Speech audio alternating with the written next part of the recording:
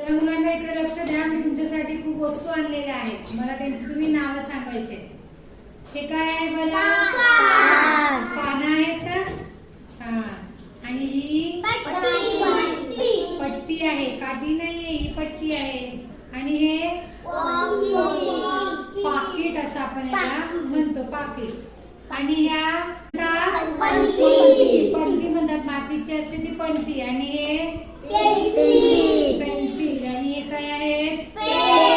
Pens. आणि हे पुस्तक नाहीये, ही पुस्तक आहे. आणि या चित्रामध्ये जास्तीत जास्त कोणाचे चित्र आहेत? कोणाचे? पक्ष्यांची चित्र आहेत. पक्षी आहेत की नाही? आणि हाताला बोटे किती? 5. मग हे सगळे अक्षर चालू होतात कोणत्या अक्षरावरून?